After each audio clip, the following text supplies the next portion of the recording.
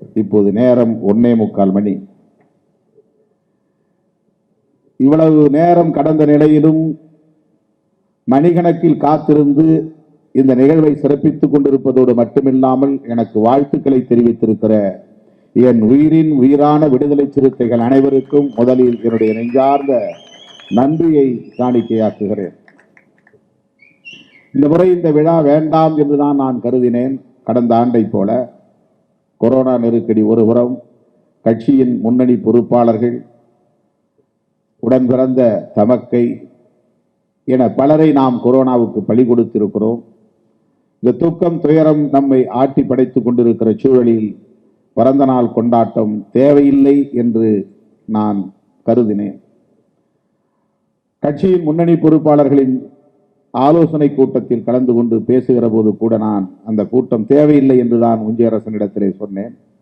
ஆனாலும் கூட அவர் எப்படியும் இந்த நிகழ்வை நம்முடைய தோழர்கள் நடத்துவார்கள், நாம் அதை நெறிப்படுத்தி தானே ஆக வேண்டும் என்று பொதுச் செயலாளர்கள் உள்ளிட்ட முன்னணி பொறுப்பாளர்களை அழைத்து தலைமையகத்திலே கலந்துரையாடல் செய்தோம்.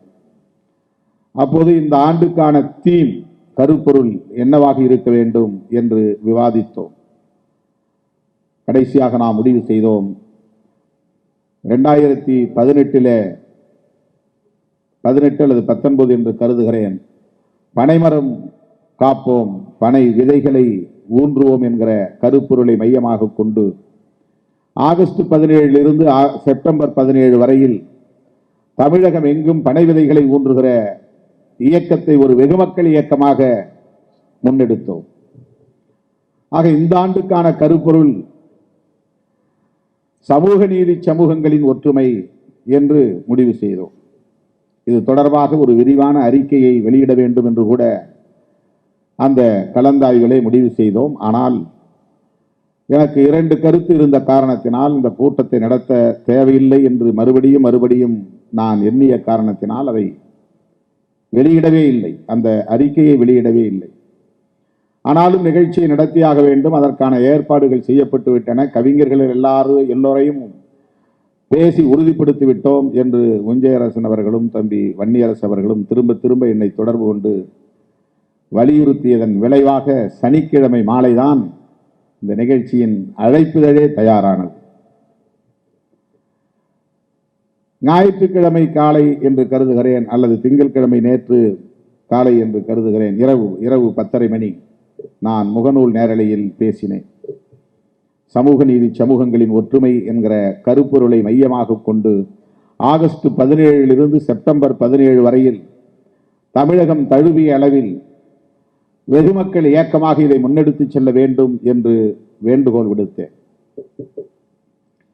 சென்னையில் நடைபெறவிருக்கிற நிகழ்ச்சிக்கு வருகை தர வேண்டாம், கொரோனா நெருக்கடியில் யாரும் வந்து பாதிப்புக்கு உள்ளாக வேண்டாம் என்றும் கேட்டுக்கொண்டேன். காவல்துறையினர் கூட இங்கே முழு அடைப்பு இருக்கிற காரணத்தினால் 10 மணிக்கு மேல் நிகழ்ச்சியை நடத்தக்கூடாது, அரங்க நிகழ்ச்சியாக இருந்தாலும் என்று கண்டிப்பாக கூறியிருக்கிற நிலையில் சென்னையில் உள்ள தோழர்கள் மட்டுமே வந்தால் போதும் என்று நான் வேண்டுகோள் விடுத்தேன். பல்வேறு தடைகளை தாண்டி இந்த நிகழ்ச்சி வெற்றிகரமாக நடந்து கொண்டிருக்கிறது. ஏறத்தாழ 4 மணிக்கு வந்த தோழர்களும் உண்டு, 5 மணிக்கு வந்த தோழர்களும் உண்டு, 6 மணிக்கு வந்தவர்களும் உண்டு. இப்போது 2 மணியை நெருங்கி கொண்டிருக்கிறோம். 7 மணி நேரம் என்று காத்து கிடக்கிற உங்களுக்கு நான் எப்படி நன்றி சொல்வேன் என்று தெரியவில்லை.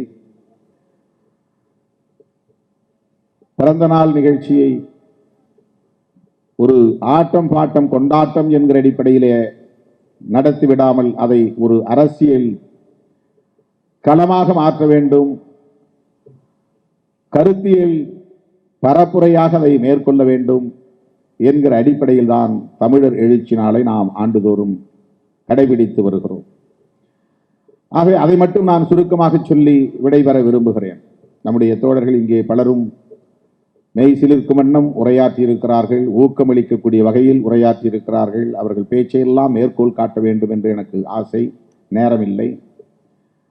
நாம் கடந்து வந்திருக்கிற பல்வேறு தடைகளை பற்றியெல்லாம் அதை தகர்ந்தெறிந்துவிட்டு எப்படி முன்னேறி கொண்டிருக்கிறோம் என்பதை பற்றி எல்லாம் கூட உங்களோடு சில கருத்துக்களை பகிர்ந்து கொள்ள வேண்டும் என்கிற பேராவல் எனக்கு இருந்தாலும் நேரம் அதற்கு இடம் தரவில்லை. ஆனால் நாம் எதிர்கொள்ளவிருக்கிற சவால்களை பற்றி நாம் கட்டாயம் பகிர்ந்தாக வேண்டும். அடுத்தடுத்து நாம் என்ன செய்ய போகிறோம் என்பது குறித்த இந்த கருத்தாடல் என்பது இன்றியமையாத ஒரு தேவையாக இருக்கிறது. ஒருபுறம் எனக்கு என்ன கவலை என்றால், இன்னும் நாம் இந்த கட்சியின் மறுசீரமைப்பு நடவடிக்கையை நிறைவு செய்யாமல் தள்ளி போட்டுக் கொண்டே இருக்கிறோம். மாவட்ட நிர்வாகத்தை, புதிய நிர்வாகத்தை கட்டமைத்தாக வேண்டும். அது குறித்த கவலையும் மன அழுத்தமும் கூடுதலாகவே இருக்கிறது. தேர்தல் முடிந்ததும் அதை நான் தொடங்குவேன் என்று சொல்லியிருந்தேன், ஆனால் முடியவில்லை. நடத்தப்படாத மாவட்டங்களுக்கு உள்ளாட்சி அமைப்புகளுக்கான தேர்தல் விரைவில் அறிவிக்கப்படும் என்கிற ஒரு சூழலும் இருக்கிறது. ஆகவே உள்ளாட்சி தேர்தலுக்கு முன்னதாக புதிய மாவட்ட நிர்வாகத்தை அமைத்தாக வேண்டும், அறிவித்தாக வேண்டும் என்கிற பதைப்பு ஒரு புறம். அதை தாண்டி இத்தகைய சவால்களை எதிர்கொள்ள வேண்டிய பொறுப்பும் இன்னொரு புறம் நமக்கு இருக்கிறது. சமூக நீதி சமூகங்கள் என்று நாம் யாரை குறிக்கிறோம், எந்த சமூகங்களை குறிக்கிறோம் என்பதை புரிந்து கொள்ள வேண்டும். பொதுவாக சமூக நீதி என்றால் இடஒதுக்கீடு என்று நாம் புரிந்து கொள்கிறோம். அந்த அடிப்படையிலேயே பார்த்தால் இடஒதுக்கீட்டை பெறக்கூடிய சமூகங்கள் அனைத்தும் சமூக நீதி சமூகங்கள் தான். தலித்துகள், பழங்குடிகள் மட்டுமல்ல, ஓபிசி சமூகத்தை சார்ந்தவர்களுக்கும் இடஒதுக்கீடு உண்டு. சிறுபான்மை இனத்தை சார்ந்தவர்களுக்கும் அந்த ஓபிசியில் தான் இடம் உண்டு. ஏன் இவர்களுக்கு இடஒதுக்கீடு? இந்த கேள்விக்கான விடைதான் சமூக நீதி என்பதை உணர்த்துகிறது. அரசியலமைப்பு சட்டத்தில் சோசியலி எஜுகேஷனலி பேக்வர்ட் கிளாஸஸ் என்று குறிப்பிட்டிருக்கிறார்கள். ஷெட்யூல் காஸ்ட் என்று எங்கேயும் குறிப்பிடவில்லை, ஷெட்யூல் ட்ரைப்ஸ் என்றும் குறிப்பிடவில்லை, பேக்வர்ட் கிளாஸ் என்பதில் கூட ஓபிசி என்று எங்கும் குறிப்பிடவில்லை. சோசியலி எஜுகேஷனலி என்றால் சமூக ரீதியாகவும் கல்வி ரீதியாகவும் பின்தங்கிய சமூகங்கள், அவர்களுக்கு கல்வியிலும் வேலை வாய்ப்பிலும் முன்னுரிமை அளிக்க வேண்டும் என்பதுதான் சமூக நீதியின் அடிப்படை. ஆகவே சமூக ரீதியாக கல்வி ரீதியாக பின்தங்கிய சமூகங்கள் என்கிற போது ஷெட்யூல் காஸ்ட் மட்டுமல்ல, ஷெட்யூல் ட்ரைப்ஸ் மட்டுமல்ல, அதர் பேக்வர்ட் கிளாஸஸ் என்கிற சமூக பிரிவினரும் தான். அவர்களை ஏன் அதர் பேக்வர்ட் கிளாஸஸ் என்று அழைக்கிறார்கள்? அதர் என்று சொல்லுகிற போது ஒரிஜினலி பேக்வர்ட் கிளாஸஸ் யார் என்ற கேள்வி எழுகிறது. Originally backward classes are schedule caste and schedule tribes. Schedule caste and schedule tribes மக்கள் பேக்வர்ட் கிளாஸ், அவங்க தான் பேக்வர்ட் கிளாஸ். ஷெட்யூல் காஸ்ட் அல்லாத, ஷெட்யூல் ட்ரைப்ஸ் அல்லாத பின்தங்கிய மக்கள் தான் அதர் பேக்வர்ட் கிளாஸஸ். ஆக எல்லோருமே பின்தங்கிய மக்கள் தான், பிற்படுத்தப்பட்டவர்கள் தான். அவர்கள் அந்த சமூகத்தை சார்ந்த மக்கள் கல்வி ரீதியாகவும் பொருளாதார ரீதியாகவும் வாய்ப்பு மறுக்கப்பட்டு தலைமுறையாக ஒடுக்கப்பட்டு கிடக்கிறார்கள் என்கிற உண்மையை நாம் புரிந்து கொள்ள வேண்டும். சமூக இழிவு இல்லாமல் இருக்கலாம், சமூக இழிவு என்கிற நிலையை தாண்டி வன்கொடுமைகள் இல்லாமல் இருக்கலாம். ஆனால் இழிவும் இருக்கிறது, வன்கொடுமையும் இருக்கிறது. கல்வி மறுப்பின் மூலம், வேலை வாய்ப்பு மறுப்பின் மூலம், அதிகார மறுப்பின் மூலம் ஓபிசி சமூகத்தில் இருக்கும். இதை புரட்சியாளர் அம்பேத்கர் அவர்கள் உணர்ந்து அரசியலமைப்பு சட்டத்தில் சோசியலி எஜுகேஷனலி பேக்வர்ட் கிளாஸஸ் என்ற சொல்லை அவர் கையாண்டிருக்கிறார் என்கிற அந்த சூழலில் தான் ஓபிசி சமூகத்தினருக்கு என்று ஒரு கமிஷன் அமைக்க வேண்டும் என்கிற கோரிக்கையை அவர் எழுப்புகிறார். அவர்களின் நலன்களை பாதுகாக்க வேண்டும் என்பதற்காக. அவர் பதவியை ராஜினாமா செய்வதற்கு பல காரணங்கள் உண்டு. அது மிக முக்கியமானது கோட் ஆஃப் இந்து பில் என்கிற மசோதா நிறைவேற்றப்படாமல், அது விவாதத்திற்கே எடுத்துக் கொள்ளப்படாமல் இருந்ததால் நேரு அவர்களின் மீதே அவர் வருத்தப்பட்டு கோபப்பட்டு அவர் மீது குற்றம் சாட்டுகிறார்.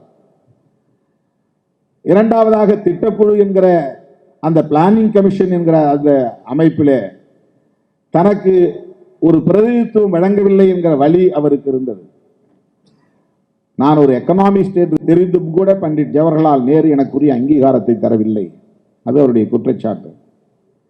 மூன்றாவது மிக முக்கியமானது, ஓபிசி சமூகத்தை சார்ந்தவர்களுக்கான வெல்ஃபேர், அவர்களின் நலன்களை பாதுகாப்பதற்கான ஒரு ஆணையத்தை அமைக்க வேண்டும், ஒரு குழுவை அமைக்க வேண்டும் என்று நான் வலியுறுத்தி வருகிறேன். அதை இந்த ஆட்சியாளர்கள் பொருட்படுத்தவில்லை என்ற காரணங்களை அடுக்கடுக்காக ஊடகவியலாளர்களிடையே சொல்லியிருக்கிறார் புரட்சியாளர் அம்பேத்கர் அவர்கள். எனவே சமூக நீதி சமூகங்களை பற்றிய சிந்தனை என்பது புரட்சியாளர் அம்பேத்கரின் சிந்தனையில் இருந்து உதித்தது. நாம் புதிதாக இதையும் சொல்லிவிடவில்லை. எனவே எஸ்சி ஒற்றுமை என்பதை தாண்டி, எஸ்சி எஸ்டி ஒற்றுமை என்பதை தாண்டி, எஸ்சி எஸ்டி ஓபிசி ஒற்றுமை என்பது நீண்டகால தேவையாகவும் நீண்டகால கோரிக்கையாகவும் இருக்கிறது. அதை நாம் புரிந்து கொள்ள வேண்டும். அடையாள அரசியல் பேசுகிறவர்கள் தங்களுக்குள்ளே ஒரு அடையாளத்தை மையப்படுத்திக் கொண்டு சுருங்கி போகிற நிலையை நாம் பார்க்கிறோம். உரிமைகளுக்காக அடையாளம் தேவைதான். தமிழர் என்பது கூட ஒரு அடையாளம் தான். பறையர் என்பது ஒரு அடையாளம் என்றால் தமிழர் என்பதும் ஒரு அடையாளம் தான். பறையர் என்கிற அடையாள அரசியல் கூடாது என்றால் தமிழர் என்கிற அடையாள அரசியலும் கூடாது என்கிற ஒரு வாதம் வரும். ஆனால் அடையாளங்கள் என்பது உரிமைகளுக்கான குரல் எழுப்புவதற்கு, அது விடுதலைக்கான குரல் அல்ல. உரிமைகளை பெறுவதற்கான ஒரு அடையாளம். நான் இஸ்லாமியர் என்று சொல்லுவதும், நான் கிறிஸ்தவன் என்று சொல்லுவதும், நான் தலித் என்று சொல்லுவதும், நான் தமிழன் என்று சொல்லுவதும் எல்லாம் அடையாளங்கள் தான். இந்த அடையாள அரசியல் எதற்காக என்றால் தனித்துவத்தை காப்பாற்றிக் கொள்வதும். தனித்துவத்தை ஏன் காப்பாற்ற வேண்டும் என்றால் ஆதிக்கம் நம்மை ஆக்கிரமித்துக் கொள்ளக்கூடாது என்கிற இடத்தில் தான் தனித்துவம் என்கிற கேள்வி எழுகிறது. இந்தி என்னை ஆக்கிரமித்துக் கொள்ளக்கூடாது, தமிழ் என்கிற பாரம்பரியத்தை, அந்த தனித்துவத்தை காப்பாற்றிக் கொள்வதற்கான நிலை வருகிற போது தமிழன் என்கிற அடையாளம் தேவைப்படுகிறது. இனம் என்கிற ஒரு அடையாளம் தேவைப்படுகிறது. இன்னொரு இனம் என்னை ஆதிக்கம் செய்து விடாமல் நான் என்னை தற்காத்துக் கொள்ள வேண்டும், எனக்கு ஒரு நீண்ட நெடிய பாரம்பரியம் இருக்கிறது என்று நாம் உரிமை கோருகிற இடத்திலே அடையாள அரசியல் தேவைப்படுகிறது. ஆனால் எல்லா அரசியலும் விடுதலை அரசியலை நோக்கி பயணிக்க வேண்டும். நம் மீதான ஒடுக்குமுறைகளில் இருந்து, நம் மீதான சுரண்டல்களில் இருந்து நாம் விடுபட வேண்டும். நம் மீதான ஆதிக்கத்தில் இருந்து நாம் விடுபட வேண்டும். ஆகவே அதிலிருந்து விடுபடுவதற்கு அடையாள அரசியல் ஒரு தற்காலிக ஏற்பாடு, ஒரு இடைக்கால ஏற்பாடு. அது தேவையானதும் கூட. அப்படிப்பட்ட நிலையை நாம் எப்படி ஒருங்கிணைவது என்கிற கேள்வியை பலரும் எழுப்புகிறார்கள். தமிழர்களாக ஒன்றாக இணைவதா, பாட்டாளி வர்க்கமாக ஒன்றாக இணைவதா, அல்லது தலித் என்ற அடையாளம் தேவையில்லை, எனக்கு பறையர் என்ற அடையாளம் போதும், அல்லது தேவேந்திரகுல வேளாளர் என்கிற அடையாளம் போதும், அல்லது அருந்ததியர் அடையாளம் போதும் என்று ஒடுக்கப்பட்ட பூர்வீக குடிகள் தங்களை அழைத்துக் கொள்கிறார்கள். தோழர் சிந்தனை செல்வன் அவர்கள் சொல்லுகிற போது, ஆளாளுக்கு ஒரு பெயரை நமக்கு சூட்டுகிறார்களே, நமக்கு என்ன பெயர் என்று அவர் கேட்டார். நமக்கு எந்த பெயரும் வேண்டாம், நாம் ஜனநாயக சக்திகள், சமூக நீதி சக்திகள் என்கிற புரிதலே போதுமானது. நாம் ஜனநாயக சக்திகளாக அணிதிரள வேண்டும், சமூக நீதி சக்திகளாக அணிதிரள வேண்டும். ஒன்றை மட்டும் நீங்கள் புரிந்து கொள்ளுங்கள். ஏன் எல்லோரும் நமக்கு பெயர் சூட்டுகிறான் என்றால், நாம் எப்போதும் சாதி என்கிற இழிவான அடையாளம் தேவையில்லை என்கிற கருத்தை கொண்டவர்கள் நம்முடைய முன்னோர் காலத்திலிருந்து இந்த காலம் வரையில். சாதியை பெருமிதமாக ஏற்றுக்கொள்கிறவன் தான் அதை திரும்ப திரும்ப சொல்லி அந்த அடையாளத்தை உறுதிப்படுத்திக் கொள்கிறான். சாதி வேண்டாம் என்கிறவன் எப்போதும் பெயரை பற்றி கவலைப்பட்டதில்லை. அடுத்தவன் தான் நமக்கு பெயர் வைத்திருக்கிறானே தவிர நாம் அந்த பெயரை ஒருபோதும் ஏற்றுக்கொண்டதில்லை. ஏனென்றால் அந்த பெயரில் எனக்கு நம்பிக்கை இல்லை, அந்த அடையாளத்தில் எனக்கு உடன்பாடு இல்லை. அதை நான் அருவருப்பாக பார்க்கிறேன். அந்த அடையாளம் தேவையற்றதாக பார்க்கிறேன். சாதியற்ற ஒரு சமூகத்தை கட்டமைக்க வேண்டும் என்று பார்க்கிறேன். இன்றைய நாளில் இருந்து இல்ல, என்னுடைய முப்பாட்டன் கௌதம புத்தன் காலத்தில் இருந்து இந்த ஞான வம்சம் இதைத்தான் பேசியிருக்கிறது. புத்தனுடைய வம்சம் என்பது ஒரு ஞான வம்சம். அவன் சாதி அடையாளத்தை எதிர்த்திருக்கிறான், சனாதனத்தை எதிர்த்திருக்கிறான். கௌதம புத்தர் காலத்திலிருந்தே இந்த அடையாள எதிர்ப்பு என்பது நமக்கு தேவையில்லை என்று உதறி எறிந்திருக்கிறோம். அந்த காலத்தில் இந்து என்கிற அடையாளம் கிடையாது, வைதிக மதம் தான் இருந்தது. வேதிக் ரிலிஜன் என்று சொல்லப்படக்கூடிய வைதிக மதம் தான். அந்த காலத்தில் நாகர்கள் வாழ்ந்தார்கள். புரட்சியாளர் அம்பேத்கருடைய நூல்களில் குறிப்பிடுகிறார். இன்றைக்கு ஆதிசேஷன் என்கிற பாம்பு படுக்கையிலே அரங்கநாதன் படுத்து கிடக்கிறார் என்று நாம் பார்க்கிறோம். சிவபெருமான் கழுத்திலே நாகப்பாம்பு எப்போதும் படம் எடுத்திருப்பதை நாம் பார்க்கிறோம். ஆக சிவனும் நாக அடையாளத்தோடு இருக்கிறான். வைணவ கடவுளாக இருக்கிற பெருமாளும் மகாவிஷ்ணுவும் நாக அடையாளத்தோடு இருக்கிறார். ஆனால் இந்த அடையாளம் கௌதம புத்தருக்கும் இருக்கிறது. அப்படி என்றால் எப்படி? கௌதம புத்தர் எப்படி மகாவிஷ்ணு அடையாளத்தையோ அல்லது சிவபெருமானுடைய அடையாளத்தையோ பெற்றிருக்க முடியும்? நாகவம்சத்தை சார்ந்தவர்கள் பௌத்தர்கள். அவர்கள் அந்த காலத்தில் இருந்த வைதீக மதத்தை சார்ந்தவர்களை எதிர்த்தார்கள். பிறப்பின் அடிப்படையிலான பேதத்தை எதிர்த்தார்கள். பிறப்பின் அடிப்படையிலான உயர்வு தாழ்வை எதிர்த்தார்கள். அந்த பிறப்பின் அடிப்படையிலான உயர்வு தாழ்வு என்கிற கருத்தியல் தான் சனாதனம். சனாதனம் என்கிற சொல்லுக்கு பெயர் நிலையானது என்று பொருள். எட்டர்னல் என்று ஆங்கிலத்திலே சொல்வார்கள். அழிவில்லாதது என்று பொருள், தொடக்கமில்லாதது என்று பொருள், முடிவில்லாதது என்று பொருள். ஆனால் அந்த சனாதனம் எதை அடிப்படை கருத்தாக கொண்டிருக்கிறது என்றால் பிறப்பின் அடிப்படையில் உயர்வு தாழ்வு உண்டு. பிறப்பின் அடிப்படையில் உயர்வு தாழ்வு என்றால் பார்ப்பன சமூகத்திலேயே பிறப்பின் அடிப்படையில் உயர்வு தாழ்வு உண்டு. பார்ப்பனர்களே அனைவரும் சமம் இல்லை. இதுதான் சனாதனம். பார்ப்பன சமூகத்திலேயே இந்தியாவில் வாழக்கூடிய அத்தனை பார்ப்பனர்களும் சமமானவர்களா என்றால், ஒரே கலாச்சாரத்தை கொண்டவர்களாக என்றால் கிடையாது. குஜராத்தில் இருக்கிற, மகாராஷ்டிராவில் இருக்கிற சத்பவன் பார்ப்பனர்கள் இருக்கிற பார்ப்பனர்களை விட உயர்ந்த பார்ப்பனர்கள் என்கிற கர்வம் கொண்டவர்கள். அவர்கள் உருவாக்கிய அமைப்பு தான் RSS. தமிழ்நாட்டை சார்ந்த ஐயரோ ஐயங்காரோ உருவாக்கி விடவில்லை. கேரளாவை சார்ந்த நம்பூதிரி இருக்கிற பார்ப்பனர்களிலேயே நாங்கள் உயர்ந்தவர்கள் என்ற எண்ணம் கொண்டவர்கள். ஆனால் அவர்களை எல்லாம் விட மேலானவர்கள் என்கிற எண்ணம் சத்பவன் என்கிற சமூகத்தை சார்ந்தவர்களுக்கு உண்டு. அவர்களையும் விட உயர்ந்தவர்கள் என்று காஷ்மீர் பண்டிட்டுகள் தங்களை எண்ணக்கூடியவர்கள் அங்கு உள்ள பார்ப்பனர்கள் கருதுகிறார்கள். வெஸ்ட் பெங்கால் என்கிற மேற்கு வங்கத்திலே இருக்கிற பார்ப்பனர்கள் பானர்ஜி என்றும் முகர்ஜி என்றும் அழைக்கப்படுகிற அவர்கள் தமிழ்நாட்டு ஐயர் ஐயங்காரோடு உறவு வைத்துக் கொள்ள மாட்டார்கள். அவர்களுக்கு இடையிலே உயர்வு தாழ்வு உண்டு. நம்பூதிரிகளின் வீட்டுக்குள்ளே தமிழ்நாட்டை சார்ந்த ஐயரோ ஐயங்காரோ நுழைந்து விட முடியாது. இவ்வளவு பெரிய பேதத்தை கட்டி அமைத்து இதை நிர்வாகம் செய்யக்கூடிய அளவுக்கான ஒரு கருத்தியல் பரப்புரையை மேற்கொண்ட மதம் தான் வைதீக மதம். அதுதான் வேதிக் ரிலீஜியன். ரிக்வேதத்திலேயே நாகர்களை பற்றிய குறிப்பு இருப்பதாக புரட்சியாளர் அம்பேத்கர் குறிப்பிடுகிறார். ரிக்வேத காலத்திலேயே நாகர்களை பற்றிய குறிப்பு இருக்கிறது என்றால், ரிக்வேதம் தோன்றுவதற்கு பல ஆயிரம் ஆண்டுகளுக்கு முன்னே இந்த மண்ணை ஆண்டவர்கள் நாகர்கள் என்பதுதான் வரலாறு. அந்த நாகர்கள் தான் பிற்காலத்தில் மொழிக்கலப்பு ஏற்பட்டு, இனக்கலப்பு ஏற்பட்டு, குருதி கலப்பு ஏற்பட்டு பல்வேறு இனங்களாக திரிந்து போனார்கள். அதிலே எஞ்சி நிற்பவர்கள் தான் தமிழர்களாய் இருக்கிறார்கள். இதுதான் புரட்சியாளர் அம்பேத்கரின் ஆய்வு முடிவு. பழைய நாகர்கள் தான் இன்றைய தமிழர்கள். பழைய பௌத்தர்கள் தான் அன்றைய நாகர்கள். எனவே இந்த நாக வம்சம் என்பது ஒரு ஞான வம்சம். இந்த நாக வம்சம் என்கிற இந்த கௌதம புத்தரின் வழியில் வந்த இந்த பரம்பரை ஆதி காலத்திலிருந்து சாதி அடையாளத்தை எதிர்த்திருக்கிறது, அடையாள அரசியலை எதிர்த்திருக்கிறது. எனவே நாம் அடையாள அரசியலை தேட வேண்டிய அவசியமே இல்லை. எவன் வேண்டுமானாலும் எந்த அடையாளத்தை வேண்டுமானாலும் தூக்கி சுமக்கட்டும். விடுதலை சிறுத்தைகளுக்கு ஒரே அடையாளம் ஜனநாயக சக்தி, சமூக நீதி சக்தி என்பதுதான். ஆகவே இந்த சமூகங்களை கூட நாம் SC ST OBC என்று பார்க்காமல் சமூக நீதி சமூகங்கள் என்றே பார்ப்போம். Social group. எதற்கான சோசியல் குரூப் என்றால் சோசியல் ஃபார் சோசியல் ஜஸ்டிஸ், சமூக நீதிக்கான சமூகங்கள். எண்ணி பாருங்கள்,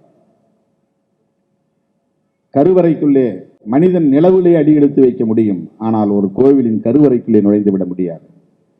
இது சேரிகளில் வாழ்கிற தீண்டப்படாதவர்கள் என்று புறந்தள்ளப்பட்டிருக்கிற சமூகத்தினருக்கு மட்டுமல்ல, பார்ப்பனர்களை தவிர வேறு யாரும் நுழைய முடியாது. எல்லா பார்ப்பனரும் நுழைய முடியாது. அதற்கென்று இருக்கிற பூசாரி பார்ப்பனர்கள் மட்டும்தான் நுழைய முடியும். அர்ச்சகர்களுக்கென்று இருக்கக்கூடிய சமூகத்தை சார்ந்தவர்கள் மட்டும்தான் நுழைய முடியும். இது எவ்வளவு பெரிய ஒரு கருத்தியல் ஒடுக்குமுறையாக நீண்ட காலம் இங்கே நிலைநிறுத்தப்பட்டிருக்கிறது. சமத்துவம் கோருகிற யாராயிருந்தாலும், சமத்துவத்தில் நம்பிக்கையுள்ள நம்முடைய மைப்பா நாராயணன் அவர்களாக இருந்தாலும், நம்முடைய மணிகண்டன் அவர்களாக இருந்தாலும் இந்த கருத்திலே அவர் கன்வின்ஸ் ஆவார்கள் என்று நான் நம்புகிறேன். காம்ப்ரமைஸ் ஆவார்கள் என்று நான் சொல்லவில்லை. காம்ப்ரமைஸ் வேறு, கன்வின்ஸ் என்பது வேறு. கருத்திலே உடன்பட்டால் தான் கன்வின்ஸ் ஆக முடியும். கருத்திலே உடன்படாமல் பரவாயில்லை என்றால் அது காம்ப்ரமைஸ். எனக்கு முரண்பாடு இருக்கு, இருந்தாலும் பரவாயில்ல அப்படின்னா அது காம்ப்ரமைஸ்.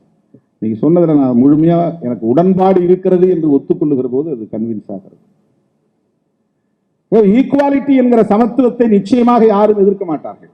ஆக இந்த சமத்துவம் என்கிற ஒரு கோட்பாட்டை நோக்கி பயணிக்கக்கூடிய ஒரு பேரியக்கம் தான் விடுதலை சிறுத்தைகள் கட்சி.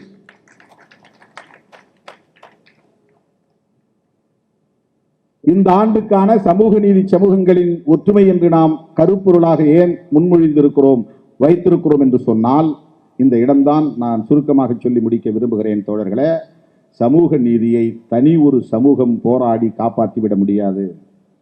சமூக நீதி என்கிற கோட்பாட்டுக்கு பல முனைகளில் இருந்து ஆபத்து சூழ்ந்திருக்கிறது. எல்லா பொதுத்துறைகளையும் தனியார்மயமாக்கி விடுவதன் மூலம் இடஒதுக்கீடு என்பது இல்லாமல், நோ கொஸ்டின் அட்டால் என்கிற அடிப்படையில் கேள்விக்கே இடமில்லை என்கிற நிலையில் தனியார்மயமாக்கிவிட்டால் இடஒதுக்கீடு இல்லாமல் போய்விடும். தனியார் துறையில் இடஒதுக்கீடு வேண்டும் என்று போராடக்கூடிய நிலையை இன்னொரு புறம் நாம் எடுப்போம், அது வேறு. அதற்கு அடுத்து ஷெட்யூல் காஸ்ட் என்கிற பெயரிலே ஒரு சமூகம் ஒருங்கிணைந்தால் அவனுடைய நியூமரிக்கல் ஸ்ட்ரென்த் என்ன யோசிச்சு பாருங்க. ராம்விலாஸ் பாஸ்வானை எப்படி நீ அண்ணன் சொல்றீங்க? ராம்தாஸ் அத்வாலே எப்படி நீங்க ஜெய்பீன்னு சொல்லிட்டு போய் கை கொடுக்குறீங்க? அவர் தமிழ் பேசக்கூடியவரா? தமிழ்நாட்டை சார்ந்த சமூக அடையாளத்தை கொண்டவரா? தமிழ்நாட்டில் உள்ள எந்த சாதியின் அடையாளத்தையாவது அவர் கொண்டிருக்கிறாரா? கிடையாது. புரட்சியாளர் அம்பேத்கர் என்கிற அடையாளமும் ஒடுக்கப்பட்டவர்கள் என்கிற அந்த அடையாளமும் தான் நம்மை இணைக்கிறது. ஷெட்யூல் காஸ்ட் என்று. அப்ப ஷெட்யூல் காஸ்ட் என்கிற அடிப்படையிலே இந்தியா முழுவதும் 30 கோடி பேர் இருக்கிறார்கள். பறையர் எவ்வளவு பேர் இருக்கிறார்கள்? நீ பறையர் என்கிற அடையாளத்தை மட்டும் சுமந்தால், ஷெட்யூல் காஸ்ட் என்கிற அடையாளத்தை நீ ஏந்தினால் 30 கோடி பேர் என்கிற பெரும் எண்ணிக்கையை சார்ந்த ஒருவன். பறையர் என்கிற அடையாளத்தை மட்டும் சுமந்தால் சில லட்சம் பேர் கொண்ட ஒரு சமூகத்தின் அங்கம், பிரதிநிதி. இதை RSS காரர்கள் தெளிவாக புரிந்து வைத்திருக்கிறார்கள். ஒவ்வொரு சாதியையும் தனித்தனியாக உடைத்து விடுவது. ஷெட்யூல் காஸ்ட் என்று இவர்கள் ஆர்கனைஸ் ஆகிடக்கூடாது. ஷெட்யூல் டிரைப்ஸ் என்று ஆர்கனைஸ் ஆகக்கூடாது. OBC என்று இவர்கள் ஒன்று சேர்ந்து விடக்கூடாது. ஒவ்வொரு சாதியையும் தனித்தனியே உடைப்பது. உன்னை விட அவன் மேலானவன், உன்னை விட இவன் மேலானவன், உனக்கு ஒரு பாரம்பரியம் இருக்கிறது, நீ ஆண்ட பரம்பரை, நீ பாண்டிய பரம்பரை, நீ சோழ பரம்பரை, நீ சேர பரம்பரை, நீ பல்லவ பரம்பரை என்று அவர்களுக்கு இடையிலே ஒரு சாதி பெருமிதத்தை தூண்டிவிட்டு ஒட்டி உறவாடி கொண்டிருக்கிற சமூகங்களுக்கு இடையிலே ஒரு பிளவியை உருவாக்கி, பிரிவினையை உருவாக்கி, நியூமரிக்கல் ஸ்ட்ரென்த் என்கிற எண்ணிக்கை பலத்தை உடைக்கிற சதி. இந்த இடத்தில் தான் தோழர்களே, சமூக நீதியை காப்பாற்ற வேண்டுமானால் சமூக நீதி சமூகங்களின் ஒற்றுமையை காப்பாற்றியாக வேண்டும். இதை உணர்ந்து தொலைநோக்கு பார்வையோடு விடுதலை சிறுத்தைகள் கட்சி சமூக நீதி சமூகங்களின் ஒற்றுமையை ஒரு சவாலாக இங்கே நாம் முன்வைக்கிறோம். அதை முன்னெடுத்து செல்வதற்காகத்தான் இந்த ஆகஸ்ட் 17 செப்டம்பர் 17 வரையில் தொடர்ச்சியாக நாம் இது குறித்த கருத்தமர்வுகளை இணைய வழியிலே நடத்தலாம், துண்டறிக்கைகளை விநியோகிக்கலாம். இதில் நம்மோடு அவர்கள் சேருவார்களா? இது ஒரு கேள்வி. சேர மாட்டார்கள்.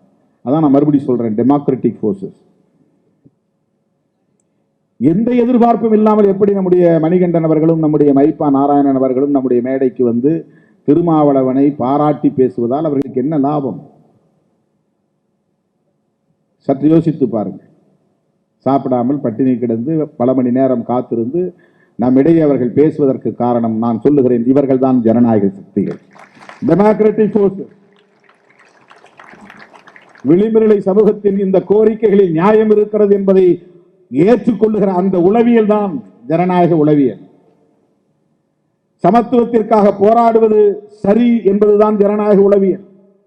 வெறுப்பு அரசியல் கூடாது என்பதுதான் அவர்களின் கருத்து. துவேஷம் கூடாது. சாதி அடிப்படையில், மத அடிப்படையில் ஒரு சமூகத்தின் மீது வெறுப்பை விதைக்க கூடாது, எந்த சமூகத்தின் மீதாக இருந்தாலும் சரி.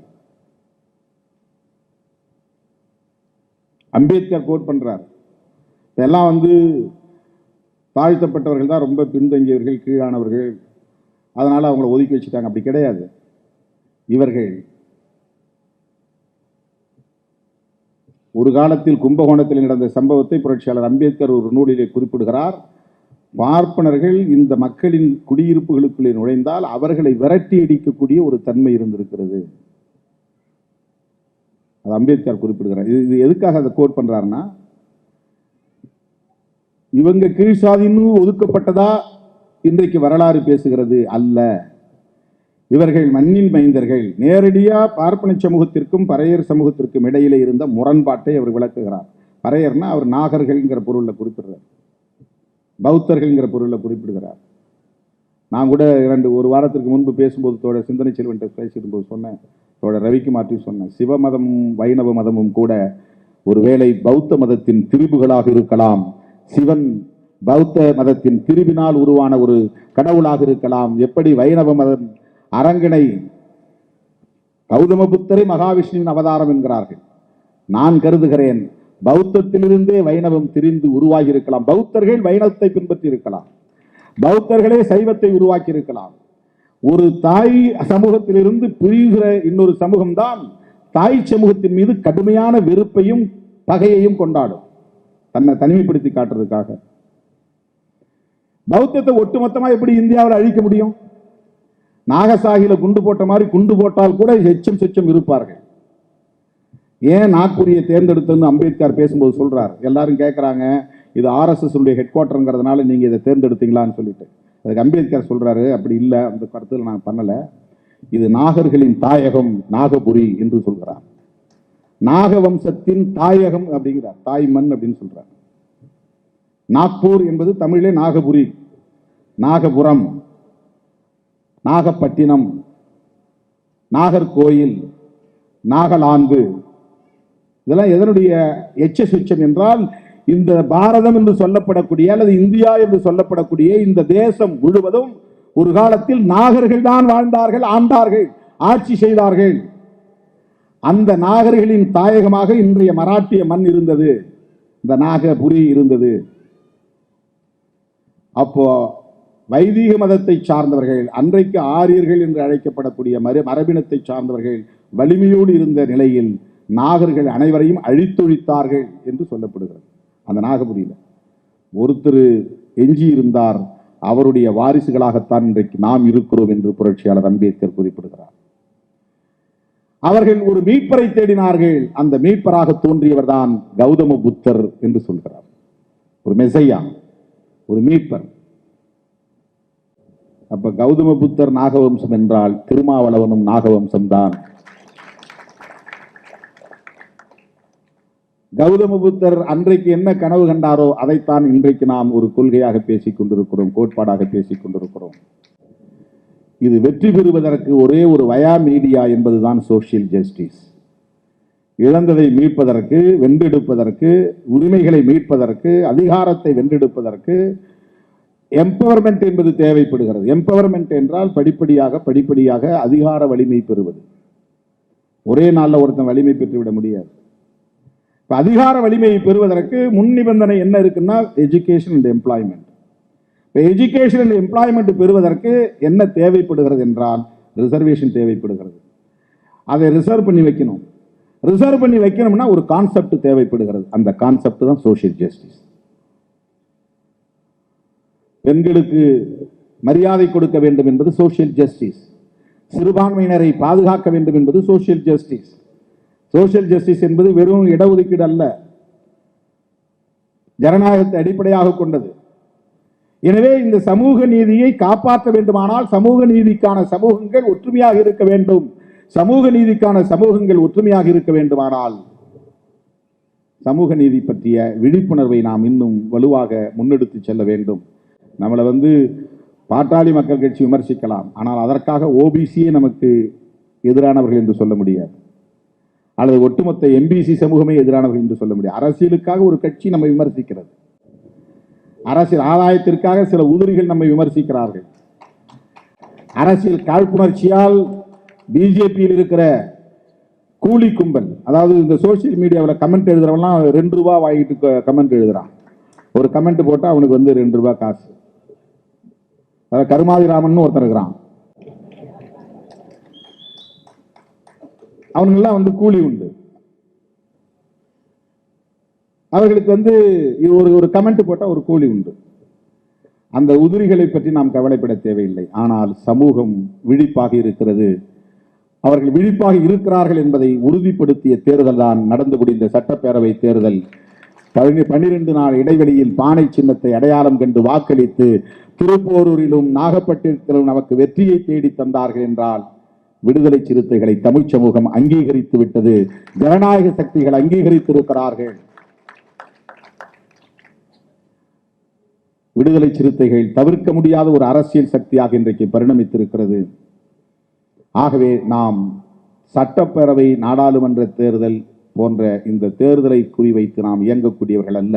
அது இடையிலே வந்து போகிற ஒரு இளைப்பாறுகிற ஒரு நிழல், அவ்வளவுதான்.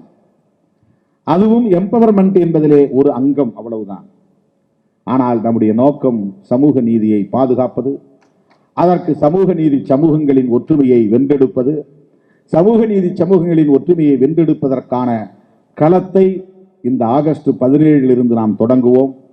ஓபிசி சமூகத்தை பற்றிய பில் வந்தது, அதுல ஒண்ணுமே இல்லை. மாநில அரசுகள் ஓபிசி சமூகத்தை பற்றி அடையாளம் காணுவதற்கான உரிமை உச்சநீதிமன்ற தீர்ப்பால் பறிக்கப்பட்ட போது, இல்லை இல்லை, ஓபிசி சமூகத்தை பற்றிய அடையாளம் காணுகிற உரிமையை மாநில அரசுகளுக்கே வழங்குகிறோம் என்று சொல்லுகிற ஒரு சட்ட மசோதா வந்தது. அதை வரவேற்று நாம் பேசணும். அதுதான் நான் 4 நிமிஷம் பேசினேன். 14 நிமிஷம் 10 தோழர் சிந்தனை செல்வன், அங்க நான் 2 நிமிஷம் கூறுவோம். அதுல நான் போராடி 3 நிமிஷம் தான் பேச முடியும். படன்னு இருக்கும். எதை பேசுறது, எதை விடுறது அப்படிங்கிறது ஒரு தடுமாற்றம் நமக்கு வந்துடும். அந்த 4 நிமிடத்திற்குள் 4 செய்திகளை சொன்னோம். அதில் தலித் கிறிஸ்டியன்ஸ் என்கிற கிறிஸ்தவத்தை தழுவிய தலித்துகளுக்கும் உரிமை வேண்டும் என்கிற கருத்தையும் அதிலே நாம் பதிவு செய்தோம். மக்கள் தொகை அடிப்படையில் இடஒதுக்கீட்டை உயர்த்த வேண்டுமானால் 50% இருக்கிற உச்ச வரம்பை தகர்க்க வேண்டும். இதை நீ கரெக்ட் பண்ண முடியல, அமெண்ட்மெண்ட் கொண்டு வர முடியுது, கான்ஸ்டிடியூஷனல் அமெண்ட்மெண்ட். உச்சநீதிமன்றம் ஸ்டேட் கவர்மெண்ட்டுக்கு ரைட்ஸ் இல்லைன்னு. ஓபிசி பற்றி நீ அடையாளம் காண முடியாது, ஒருத்தர் சேர்க்கவோ ஒருத்தர் நீக்கவோ முடியாது. ஷெட்யூல் காஸ்ட் அப்படிதான். யூனியன் கவர்மெண்ட்ல போய் நாடாளுமன்றத்தில் பேசிதான் ஒரு சமூகத்தை ஒரு பட்டியலுக்குள்ள சேர்க்கிறது அல்லது இணைக்கிறது, இது நீக்கிறது. பட்டியல் சமூகம்னு நமக்கு மட்டுமே நாம் உரிமை கொண்டாடுகிறோம். எல்லா சமூகங்களையும் பட்டியல் சமூகம் தான். இடஒதுக்கீடு பெறுகிற சமூகங்கள் எல்லாமே பட்டியல் சமூகம். எம்பிசிக்கு ஒரு பட்டியல் இருக்கு, பிசிக்கு பட்டியல் இருக்கு, மைனாரிட்டிஸ்க்கு பட்டியல் இருக்கு. பட்டியல் ஷெட்யூல் காஸ்ட் மட்டும்தான் பட்டியல் இருக்குங்க. இது ஷெட்யூல் காஸ்ட் நீண்ட காலமா சொல்றதுனால நம்ம பட்டியல் சமூகம். பட்டியல் இப்போ 108 சாதிங்கிறான். 108 சாதி பட்டியல் தமிழ்நாட்டில் இல்லையா? எம்பிசியில அவங்களுக்கு பட்டியல் இருக்குல்ல. பிசிக்கு பட்டியல் இருக்கு. என்னென்ன இந்த 108 சாதி அல்லாத பிசி சாதி எது எது பேக்வர்ட் கிளாஸஸ் பட்டியல் இருக்கு. ஆகவே பிசியும் பட்டியல் சமூகம் தான், எம்பிசியும் பட்டியல் சமூகம் தான், எல்லாமே பட்டியல் சமூகம் தான். அதனால்தான் நான் மாற்றி இன்னொரு சொல்லில் சொல்லுகிறோம், அரசியல் சொல்லாக சொல்லுகிறோம். அது டெக்னிக்கல் டேர்ம், இது பொலிட்டிக்கல் டேர்ம். சமூக நீதி சமூகம் அப்படிங்கிறது ஒரு ஐடியாலஜிக்கல் டேர்ம். இது சமூக நீதி சமூகங்கள். ஓபிசி சமூக நீதி சமூகம் தான், எஸ்சியும் சமூக நீதி சமூகம் தான், எஸ்டியும் சமூக நீதி சமூகம் தான். இது எல்லாவற்றுக்குமே பட்டியல் இருக்கு. இவங்க மட்டும்தான் பட்டியல் கிடையாது. அதனால நமக்கு எந்த அடையாளமும் தேவையில்லை. எவங்க எப்படி விருப்பப்பட்டு கூப்பிடறானோ கூப்பிட்டு போனா போறான். நாம் சமூக நீதியை நோக்கி பயணிக்கக்கூடிய ஜனநாயக சக்திகள். ஜனநாயக சக்திகள் எந்த வட்டத்தில் இருந்தாலும் அக்ரஹாரத்தில் இருந்தாலும் சமூக நீதி குரல் கொடுக்கக்கூடிய ஜனநாயக சக்திகளை அடையாளம் காண்பதில் தான் வெற்றி அடங்கியிருக்கிறது. அடையாளம் காண்பதில் தான் வெற்றி அடங்கியிருக்கிறது. அது சில பேர் ஊடுருவு வருவார்கள், குழப்பத்தை ஏற்படுத்துவார்கள் என்கிற அச்சம் இருக்கலாம். ஆனால் நான் எப்போதும் அச்சப்பட மாட்டேன். ஏனென்றால் எனக்கு எல்லாவற்றிலும் ஒரு தன்னம்பிக்கை இருக்கிறது. யாரையும் எந்த இடத்திலும் நான் சந்தேகப்பட மாட்டேன். அரசியலிலும் சரி, தனிப்பட்ட முறையிலும் சரி. செல்ஃப் கான்பிடன்ஸ், அது மாதிரியான ஒரு சேஃப்டி எதுவுமே கிடையாது. தன்னம்பிக்கையை போல ஒரு பாதுகாப்பு அரண் என்பது உலகத்தில் வேறு எதுவுமே கிடையாது. அச்சத்தை போல மிகப்பெரிய ஆபத்து எதுவும் கிடையாது. சந்தேகப்படுவது, ஐயம், அச்சம். ஆகவே அரசியலில் நம்பிக்கையானவர்களை நாம் அடையாளம் காண்பது, ஜனநாயக சக்திகளை அடையாளம் காண்பது, சமூக நீதி சக்திகளை அடையாளம் காண்பது, அவர்களை எல்லாம் ஒருங்கிணைத்துக் கொண்டு சனாதனத்திற்கு எதிரான போராட்டத்தை முன்னெடுப்பது. என்னன்னா ஓபிசி சமூகத்தை சார்ந்தவர் தான் மோடி, ஓபிசி சமூகத்தை சார்ந்தவர் தான் அமித்ஷா. ஓபிசி சமூகத்தை சார்ந்தவர்களை வைத்தே சமூக நீதிக்கு சமர்ப்பித்து வருகிறார்.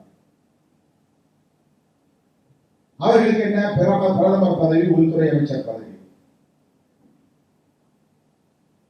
யாருக்கு ஒரு எம்ஓஎஸ் கொடுத்தா கூட ஒரு பெரிய மகிழ்ச்சி இருக்கிறாங்க. பிரதமர் பதவி கிடைக்கும் போது எவ்வளவு பெரிய மகிழ்ச்சி. எனவே சமூக நீதிக்கு எதிரான சதி இந்தியா முழுவதும் பின்னப்பட்டிருக்கிறது. முற்போக்கு இடதுசாரி சிந்தனைகள் பேசக்கூடியவர்களை, எழுதக்கூடியவர்களை அடையாளம் கண்டு பெகாசஸ் போன்ற உறவு மென்பொருள் மூலம் வேவு பார்த்து அவர்களை எல்லாம் குறிவைத்து படுகொலை செய்யக்கூடிய அளவுக்கான அரசியல் இங்கே மேலோங்கி கொண்டிருக்கிறது. வரவிருக்கிற நாடாளுமன்ற தேர்தலுக்கு முன்னதாக இந்தியா முழுவதும் சமூக நீதி சமூகங்களை ஒருங்கிணைக்கக்கூடிய முன் முயற்சியை விடுதலை சிறுத்தைகள் கட்சி மேற்கொள்ளும் என்பதை என்னுடைய பிறந்த நாள் செய்தியாக இந்த மாபெரும் நிகழ்வின் ஊடாக நான் பதிவு செய்து நம்முடைய அழைப்பை ஏற்று இந்த நிகழ்ச்சிக்கு வருகிறது கவியரங்கத்தில் பங்கேற்ற கவிஞர் பெருமக்களுக்கும், ஐயா ஆசிரியர் உள்ளிட்ட தலைவர்கள் மக்களுக்கும், ஊடகவியலாளர்களுக்கும், நம்முடைய வாழ்த்தரங்கத்தில் இவ்வளவு நேரம் நள்ளிரவை தாண்டி நம்மோடு காத்திருக்கிற நிகழ்ச்சியில் பங்கேற்று நமக்கு பெருமை சேர்த்திருக்கிற மைபா நாராயணன், வேளச்சேரி மணிகண்டன் ஆகிய தோழர்களுக்கும், இணையத்தின் ஊடாக இந்த நிகழ்ச்சியை பார்த்துக் கொண்டிருக்கிற என் உயிரின் உயிரான விடுதலை சிறுத்தைகளுக்கும் உங்கள் அனைவருக்கும் என்னுடைய நெஞ்சார்ந்த நன்றியை தெரிவித்து, அன்பு அண்ணன் கரு பழனியப்பன் அவர்களுக்கும் மனம் நிறைந்த நன்றியை தெரிவித்து, சமூக நீதி சமூகங்களின் ஒற்றுமைக்காக களவாடுவோம் என்று பிறந்த நாள் செய்தியாக அறைகூவல் விடுத்து நிறைவு செய்கிறேன். நன்றி, வணக்கம்.